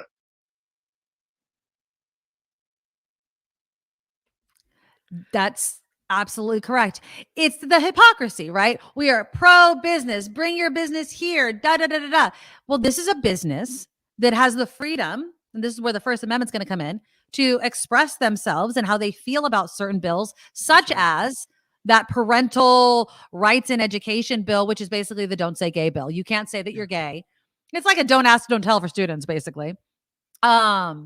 But Can't worse, talk about obviously. being gay. You can't talk about it. None You of can't that. be educated. You can't get any sort of help for it or anything. And so Disney took a stance. Disneyland, I mean, which has been a huge supporter of LGBTQ rights. So many people that work for Disney. Going back to what Kim and I were talking about, theater kids, right? I mean, not to be stereotypical, but there can be at times a large LGBTQ community within things like theater, performance, all sorts of things, the arts. Yeah. And why do you think that is? Because you're free to express yourself. Imagine people that aren't accepted finding a group of people which allow them to express themselves in a way in which other people won't. And states and people like DeSantis don't want that to happen. You will fall in line. You will fall in line. You will wear a dress if you're a girl. You will wear a suit if you are a boy. Oh, but we believe in freedom. Smaller government. No, they don't. And the They most believe- important thing is having freedom over your own body. I think I heard a Republican say that today. Oh, The right. most important thing is having personal freedom is huge. No. Well, here's DeSantis. Now, DeSantis, of course, is responding to the Disney lawsuit. And here's what he had to say. Giving companies their own governments, that is not what a free market is all about. Last I checked. In fact, they've been treated much different than Universal, SeaWorld, and all these other places. And so they're upset because they're actually having to live by the same rules as everybody else. They don't want to have to pay the same taxes as everybody else. And they want to be able to control things without proper oversight, which every other Floridian has to have this type of oversight, all Florida businesses. So it's a little bit much to be complaining about that. I don't think the suit has merit. I think it's political. I think they filed, in Tallahassee for a reason, because they're trying to generate, some district court decision. But we're very confident on the law. They're confident on the law. Okay, well, let's see. And Disney also has very deep pockets, DeSantis. And I just don't think that for someone that may reportedly, possibly announce a presidential run next month, that this is the fight that you want to be in the middle of. Well, I just don't. Maybe it makes him feel like strong, like I'm being a big man, like exactly. I'm not weak against Disney. But the fact is, going up against Disney is not wise. No, I mean, I don't know how much money the state of Florida has, but I'm guessing Disney has more. Well, and also, do Floridians want a corporation? Yeah, but do Floridians want their money going into this fight against Disney? I mean, is this, again, going back to what are the issues that people care about the most, right? I mean, did anybody have a huge problem with Disneyland or Disney World getting this special break in order to create the world in which draws so many people from around the world to your state? I mean, it doesn't make sense. It's a big deal to have a Disney theme park in your state. You think? It's a huge, big deal, and you should celebrate it and want it. It doesn't mean that they shouldn't be a good corporate citizen, but just because they disagree with you on some type of social issue, ignore it. Let them say what they're going to say. If you're so, whatever. Like, who cares? Who cares? And somebody said, right here, Randy. And DeSantis going after Disney is not political. It's of course political. Yeah. Disney is allowed to disagree with you, DeSantis. Just because they do business in your state doesn't mean they have to agree with everything you do. Yeah. Our state doesn't. There are tons of businesses that hate the taxes, the regulations, what have you, with the state of California. And guess what? They can express it. And guess what? That doesn't mean you retaliate against them. Don't retaliate against the largest employer in your state. One of the biggest draws to your state, you're going to take on? For what? Because you want them to say that they support your idea that, and I'll just say this, DeSantis wants to ignore gay people, LGBTQ people. He's supposed to represent everyone within Florida. They exist. They should be represented. They should not be ignored. They should not have the inability to be educated, to be recognized, for their history to be mentioned within the classroom. They exist. Whether or not you understand what it means to be transgender does not negate the fact that they exist. The transgender community, for instance, exists. They vote. They pay taxes. They should be heard. They should not be ignored. They should not be silenced. I have time for this. Zooey Zephyr, a Montana congresswoman, transgender only, obviously, transgender congresswoman in Montana. Yep. She has been silenced. This is the original. I wanted to play this one first. This is the original thing that got her banned, silenced. They took a vote. They ended up silencing her, as you heard. I'm going to probably jump around a little bit because it's long, but here we go. If you disallow the use of the medical care that is accepted by every major medical association, if you disallow that care and don't allow people to have access to that, the only therapy left is either A, meaningless, or B, conversion therapy, which is torture. I also want to point out, again, gender affirming care is not Orwellian newspeak, as it says in this letter. It is accepted by every major medical association. Every major medical association supports this gender affirming care. But they don't want to hear that. They don't want to hear that. Then there's this point where I guess like a bunch of people stood up. Let me play this part. Go through puberty when they are trans. That is tantamount to torture. And this body should be ashamed. And if you vote yes on this amendment and yes on this bill, watch. Ooh, I love this. People are standing up. Does everyone want to stand? Representative Zephyr, would you like to close? Sorry, I'm yielding to the majority leader. Majority Leader Benton. Listen to this. Thank you, Mr. Chairman. I speak on behalf of our caucus. We will not be shamed by anyone in this chamber. We are better than that. Representative Zephyr. And the only thing I will say is if you vote yes on this bill and yes on these amendments, I hope the next time there's an invocation, when you bow your heads in prayer, you see the blood on your hands. Oh, goodness. So that statement, that is what people took issue with. You don't think other people have said worse? Exactly. I mean, I wonder what There's the people blood on who your are hand is like a common thing. Yeah. anti-choice or like the next time you vote, to let women have a choice, look at the blood on your hands. I'm sure that's been said. Exactly. And those people probably haven't been silenced. So here again is Whatever. Congresswoman Zooey Zephyr. And who better to speak about this issue? You would think that they would give some weight to what she's saying since she's part of the transgender community. Here she is after they voted, of course, to stop her from speaking. This was right before they voted. Today, I rise in defense of those constituents, of my community, and of democracy itself. Last week, I spoke on the governor's amendments to Senate Bill 99, which banned gender-affirming care. This was a bill that was one of many targeting the LGBTQ community in Montana. This legislature has systematically attacked that community. We have seen bills targeting our art forms, our books, our history, and our healthcare. And I rose up in defense of my community that day, speaking to harms that these bills bring and that I have firsthand experience knowing about.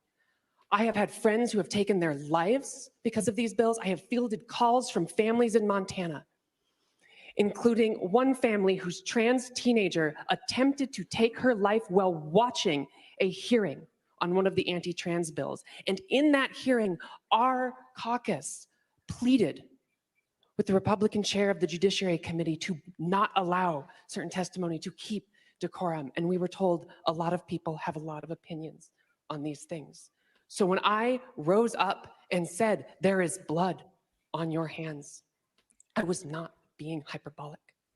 I was speaking to the real consequences of the votes that we as legislators take in this body.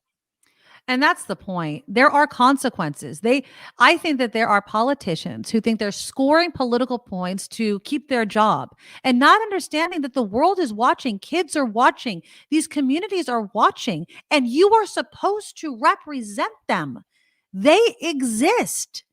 Whether you understand, whether you support, whether you think it's an abomination, does not take away the fact that you also represent this community. So whether it's Ron DeSantis being the Florida governor of apparently people that look like him, believe like him, live like him, or everybody in Florida, that's a problem. And this damn guy wants to be president of the United States. It scares me if he gets the support that some people are saying he might get. I mean, he's not doing well now, but if you look through past presidential election series or seasons, things can quickly change. So do not count DeSantis out, because that would be dangerous. It's frustrating because it feels sometimes like every time we make some headway or we take a couple steps forward and people being more accepting or being more kind or being more empathetic, there's always a pushback, and then we take a few steps back. Yeah. And it is disappointing. But I always mention this every time we talk about that. The same year that Barack Obama became president of the United States, the same election Prop 8 passed. So just keep this in mind, that we progress with one way and then we totally don't the other. And it's frustrating. It's frustrating. And I just wish that we could have honest conversations about this. The AMA, the American Pediatrics Association, they support gender affirming care. These are the experts. And yet politicians think they know better. Politicians, in my opinion, to score political points, are taking these stances that will cost people their lives. Yeah. Because they don't understand it, because they're afraid of it, because they're scared that it can seep into their own households. When you ask yourself, what is the worst thing that can happen? And people are like, well, what if I come home and my son decides he wants to be my daughter? The terrible thing in that situation then is likely your response. Then you still have a kid. I would Yeah. say. Isn't I mean, right? it's Yeah. it's not so much that your son says that they're your daughter or feels like they're in the wrong body. That's not the bad part. The bad part comes in your response to that child because you have placed on this human being your wants, needs, desires, and dreams. And what they come to you with is the opposite of that, or doesn't include that, or looks different than that. That's the part that scares them. It's not that their kid is expressing themselves or telling you who they are. It's that it doesn't align with what you want them to be. And so then you take certain steps. That's the crime. That's the problem. If people would just accept people for who they say they are, what is the harm in that? Where is the harm in that? It's only in our response. It's only in our response to it. All right, we are going to go to Kim's news. And then when we come back, a lot of students, anybody in the comments or in the community right now, have anyone waiting for college acceptance letters? Were you ever rejected from a college you really, really wanted to go to? So there is this story in the New York Times, which is great, where they're having what they're calling rejection parties. And we'll talk a little bit about how important it is to not only show your rejection, but share those stories with your kids. Because, obviously with social media, everyone puts on their best selves, right? You're not posting on social media your losses. You're putting on social media your wins. Right. You're not waking up in the morning with your hair askew and makeup halfway down your face and eye boogers. No, you're putting out there, your hair is done, your makeup's done, you got the job, you got the car. But I think we're missing the other part of life. And that's what this is going to show, of all the rejections and all the bad things that happen. And I love this story, and that's why I wanted to talk about it.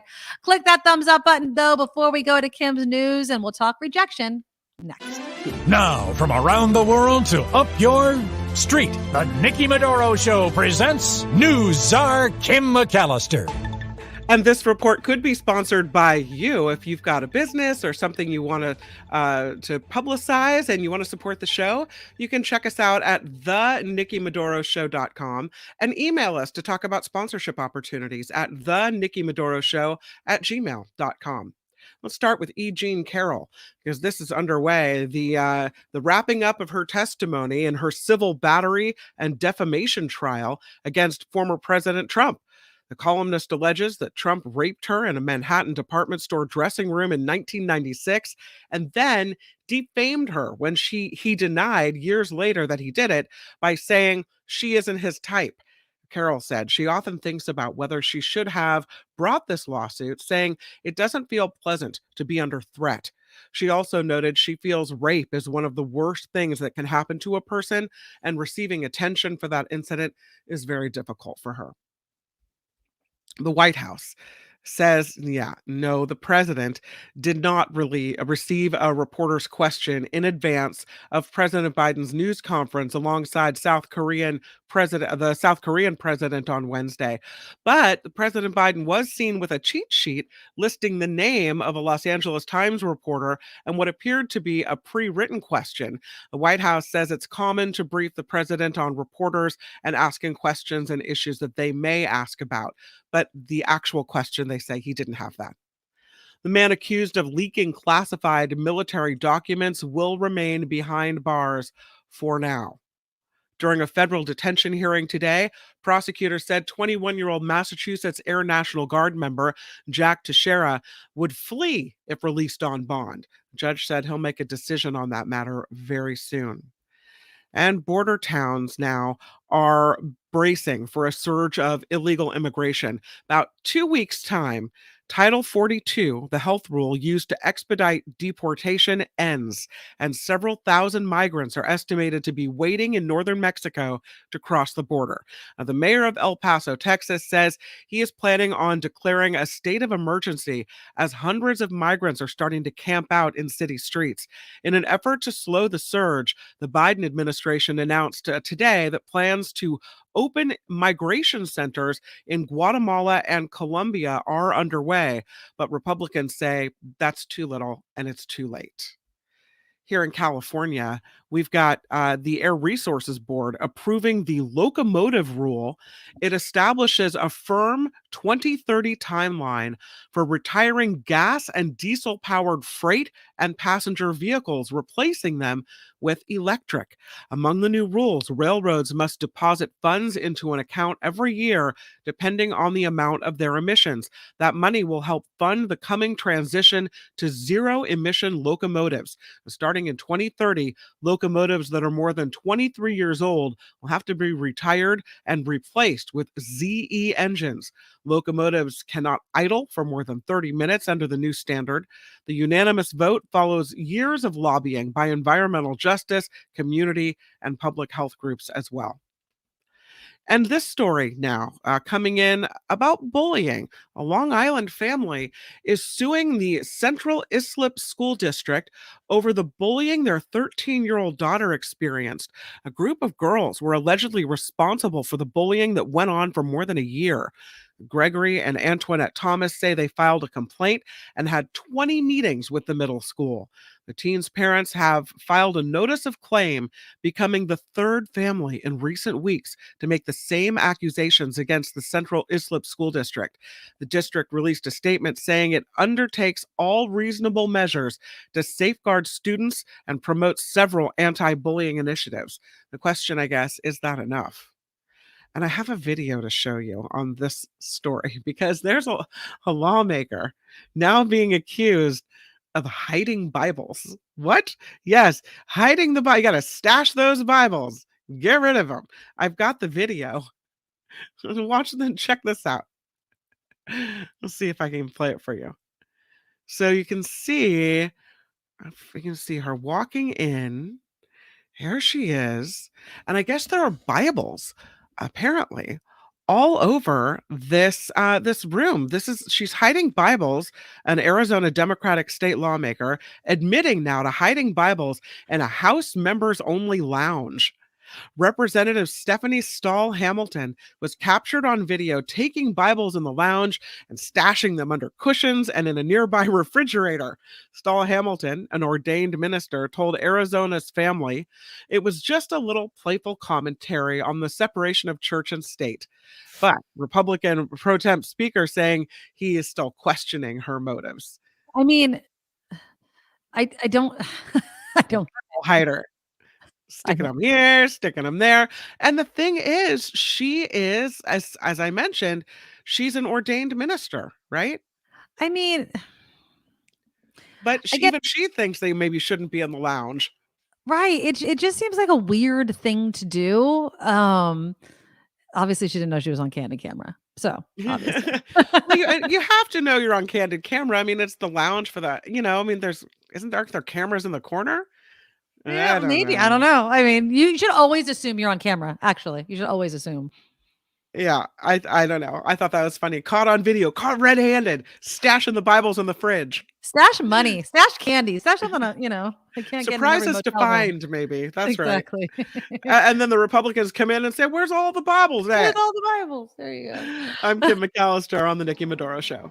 Perfect. Thank you, Kim. All right, I was able to do it. I almost forgot. Okay, so. You guys want to see her performance? Yes. All right, hold on. Let me stop this music. Okay, I hope it works. I downloaded it here. I think I've watched it like 5 times so far. Same. Huh. But you're so sweet. Okay, so this is my daughter. Now, we're going to talk about rejections. And I just want to actually preface this by this is my daughter's first lead. She has been doing school plays since, I think, second or third grade. Yeah, I think it was third grade. Because her third grade teacher, my daughter was in her first class at her elementary school, and she has gone to every single play that my daughter's ever been in. And she came, of course, to this one, even though she doesn't go to the school anymore. That's the great thing about teachers. I adore you guys. And so my daughter really wanted to try out for Guys and Dolls. This was her last one in 8th grade. And the timing actually happened where she was right about to have her surgery earlier this year that was going to kind of conflict with the tryouts. Right. And so she was really bummed, not that she's been rejected, but she's never had like a lead. She has big roles, like character roles, but nothing like the lead in a play. Mm-hmm.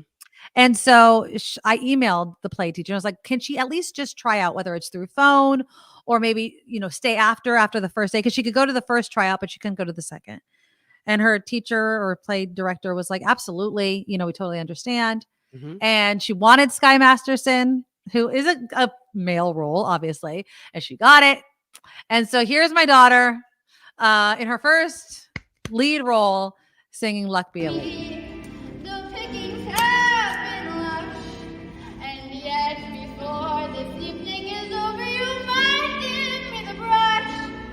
You might forget your manners. You might refuse to stay.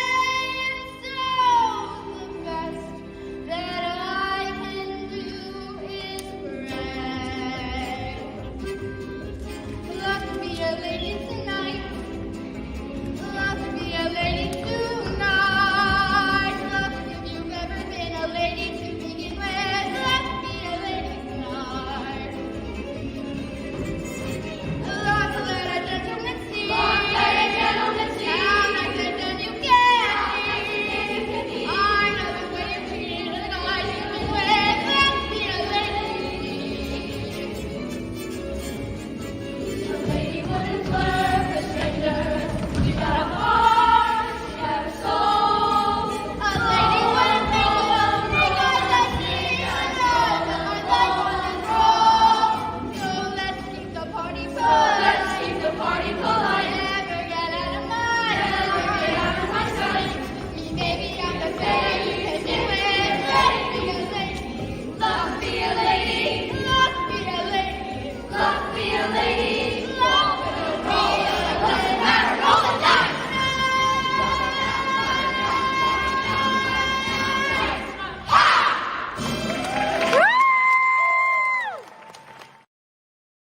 Yes. It gets me all weepy. Yeah. I So it was her know. first. She surprised me with her voice, Yeah. and you were great. And I talked to her about it because Kim's like, she has to get training.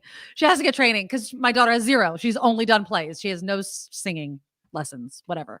The funniest thing was my dad after the play. He's like, when did you learn how to sing? He's like, all the time I see you, you're just on your phone. And it's so funny. And I love that he said it because what do kids look like from the outside looking in a lot of times? Oh, they're just on their phone. They're just doing this. Yeah. There's so much more happening within their lives. You just have to. Yeah. And I was listening to her sing in a room, but old mom could not be in there. But I loved it. And it was great. And I loved that she did it. And yeah, she did really, really well. And I was very, I'm very so proud proud of her. Yeah. I mean, it takes a lot when you don't have voice lessons. You're not singing all the time in front of people, but you get up on stage and let that out. And I'm blown away. I'm so proud. Yeah, it was, I definitely had you guys saw me when I was watching it again. I've had like the S Eaton grin the whole entire time and it was awesome. So, but again, not all people get leads and not all people, to transition to our final topic for the day, get into their college of choice. So there is this Los Angeles high school. It's downtown Magnets High School. And one of the school's college counselors puts on a party. Her name is Linda McGee. She's one of the counselors. And she has kids from her senior class come to a rejection party. They have to print out. They can't just bring in it's obviously you can't just delete an email. You have to print out the rejection letter if you don't get it in the mail. And she has a paper shredder. And what they do is I have a couple of pictures of it. I love this idea. So here's some of the kids. They kind of plaster all these rejection letters up. They have a paper shredder. Let it go. Shred it and let it go, right? Exactly. They have ice cream sundae. So if you shred it, you get an ice cream sundae. And then I love this sign. It says, where you go to college is not who you are. And it has like Tina Fey, and it has a lot of celebrities, even though it doesn't need to be a celebrity, but these are people that they know who've been rejected from their dream college or didn't go to college or whatever. Like you don't have to define yourself by this. And so they were talking about how all of these kids felt that they had to always be successful because of social media. There's this great part in this article. And again, it's in the New York Times. So social media and societal norms often tell us that we should conceal rejections and any negative situations, leading to the false belief that there's something wrong with you because you're rejected. But rejection parties help us realize that this is an ordinary part of life, and they allow us to share our rejection stories. And then one person says it's harder to take rejection as seriously if we're having a party about it. You really need to understand how the bar that people set, parents set for their kids, we set for ourselves, can really be detrimental to our mental health, right? If you normalize rejection, then nothing is the end of not nothing, but it's not the end of the world. Yeah. This too shall pass. But it's hard to say that when everywhere you turn, people are only promoting their successes. They're never plastering on social media, yep, I got rejected. Or even this, I'd go as far as saying this, my kid's not going to college. I'm proud that they got this job at let's say a trade, or they're figuring it out, or they decided to go to whatever. Like my niece, she is not going to college. She's learning to become a photographer. She wants to do that. She wants to kind of figure it out. Was it an easy thing for my brother to at first come to terms with? No, but he's been a huge supporter of her ever since, making connections for her. Oh, I know somebody that does photography. How can you have a conversation with my daughter about, what kind of camera she should get or what she should start out with, and she's been taking amazing pictures. We're going to Hawaii in a couple of months. She texts me and she's like, do you think it'd be okay? Totally free, but can I take pictures of you and Uncle James and her cousins? I was like, duh, I'd be making you do that anyway. But so for her portfolio, supporting our kids in whatever they decide to do, and even in their rejections, is so important. It just is. Well, and I think that you can feel so bad about yourself, Yes. So like when the letters start rolling in and you've worked so hard to try to get into a place, and maybe you met all the qualifications, but for whatever reason you didn't get in. Hopefully you got in somewhere, or maybe not. And you can just feel like the biggest loser. Yeah. And I think it's really important to lift other people up. And that's why that party is so important, because it shows that there's a lot of other people that are just like you, that are in the same boat, that you're not alone, and that it doesn't matter. Exactly. Because it doesn't dictate your success in life, and it doesn't dictate, that you can't go to that school after a couple of years of junior college, or transferring in from another university, or whatever it may be. It's not a no right now is not the final no. Vicky says, I think a college education is important. Absolutely. If a kid wants to go to college, if you want to go to college, you can go to college. Now, you might not be able to go to the college you want to go to, but you can still get that education. You can. And unless, you're kind of odd or go to Harvard or Yale or Princeton, nobody's asking you where you went. And most of those people are telling you anyway. So we just have to instill in our kids, like, what is your ultimate goal? Now, yes, it might be to go to UC Berkeley or UCLA or Stanford. Okay. But if you went there, what was your goal? And can you still get to that goal going to a different college? And it should be yes. You can still become a doctor. You could still become whatever, fill in the blank. It just might not be with a degree on your wall from a specific college. And that's okay. Yeah. Lori writes in lots of different kinds of accomplishments. Celebrate accomplishments of whatever type. Exactly. Like we just did, right? Exactly. And you know what else I read just like a couple of weeks ago? How important it is as parents for you not to only say, I am so proud of you. Yeah. It's important to say or ask your kid, are you proud of yourself? And make them put that I in there. Yes, I am proud of myself for whatever, fill in the blank. Because then if it's always, I'm so proud of you as the parent saying it to the kid, they're always searching for that. But ask them, are you proud? You put in that work. Are you proud of yourself? Yes. And I make it a point to, ever since I read that a couple of weeks ago, to do that after Marley's play. I go, are you proud of yourself? She's like, yeah, I'm proud of myself. It's awesome, RJ writes, awesome. As a father of a former theater kid myself, I know the exuberant joy of seeing them up there. A straight up snot bubble crying when my kid was Dorothy singing Somewhere Over the Rainbow. Oh God, yeah. I mean, and it's, the great thing about being a parent, and if you're not a parent, it's, not like life isn't fulfilling or anything. But when you see your kid up there, it's just this emotion of like, yeah, that's my kid. And it's not like you shouldn't live vicariously through your kids. I'm not saying that. Don't put that pressure on the kid. But when you see them accomplish something that they've worked so hard for, you get a sense of accomplishment because, they're your kid and it's awesome. So I had a great show tomorrow. Somebody was Square. I think it was you. You went to Milojas? That was the empanada place that I went to not long ago. What did you get, Square? What did you get? It was probably yummy, I am sure. What is on the menu for tomorrow's? Okay. So I've been wanting to do this because I've been talking about it, and I think that I could. Oh, today's a busy day, but I think maybe I'm going to bake, and I'm going to try to make my coffee crumb cake. You're going to make it yourself? Yeah, I'm going to try. Okay. That's the plan. If not, then I'm going to have to come up with something else to eat tomorrow. I'm really in the mood for it. I've been talking about it so damn much, and I'm like, but it's a lot of freaking steps. You want to know why I want the Entenmann's one? It's because it's already made, people. The steps, and you guys have been, I think I've had 5 people, Kim, I'm not even exaggerating, send me different recipes for said crumb cake. I'm not a huge baker, but I do know how to follow a recipe. I am a pretty good cook.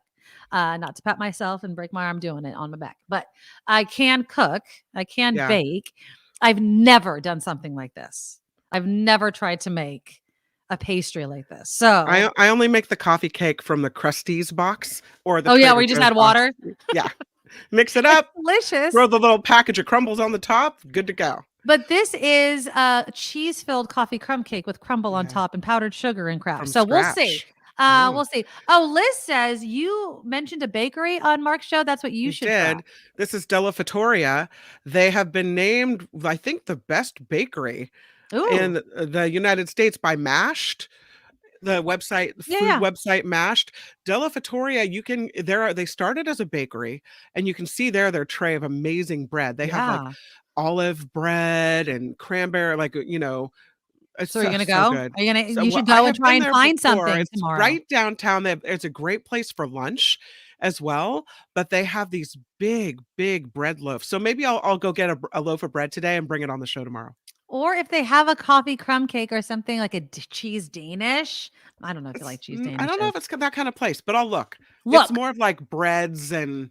Yeah. And make sure that you take some pictures of all the yummy things that they have. I will. And we'll share that on the show. Now, again, I'm not going to lock myself into this coffee crumb cake. I'm going to go over all of the recipes, and I'm going to try. There's one, and I have to go through all the emails. There was one recipe that was very close to looking like the Entenmann's one. So I think I'm going to try that one. It's Failed It or Nailed It tomorrow on the Nikki Medoro Show.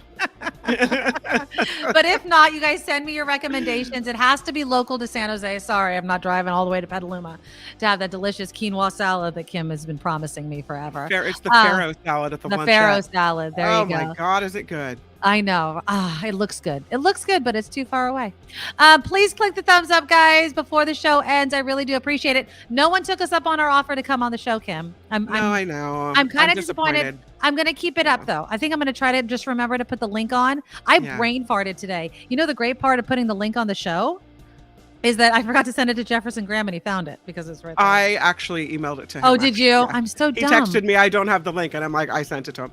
But I will tell you that I brain farted on yesterday's show, and instead of calling January 6th, I called it January 16th, like 50 times. I know. I rewatched the show yesterday. Whatever. It happens, dude. You know what I keep singing, even though you guys tell me I'm wrong? Grocery outlet, farmer's market. No, it's bargain market. Bargain market. But I said it a million times. Grocery outlet, bargain market. I like farmer's market way better. I would go there if they had a farmer's market. It is market. Absolutely not a farmer's market. I don't expect to go in there and find anything fresh. It's all ready to expire. It's the opposite of farmer's market. But I do sing it every time I pass them. I'm like, farm. And my daughter even said, she's like, it's bargain market, Mom. And I'm like, I know, but it's a joke. Thank you to everybody for tuning in. If you can support the show every month, please do. Go to the Nikki Medoro Show at gmail.com. Our Patreon link is there. Our PayPal link is there. Any bit helps. I really appreciate all the Medorables out there, and I appreciate all of you. Till tomorrow. Bye-bye. Nikki, you're all so awesome. Miss Brown, like a beautiful blossom. You're also the best. I really can't rest. You're all so awesome. Wow. Okay.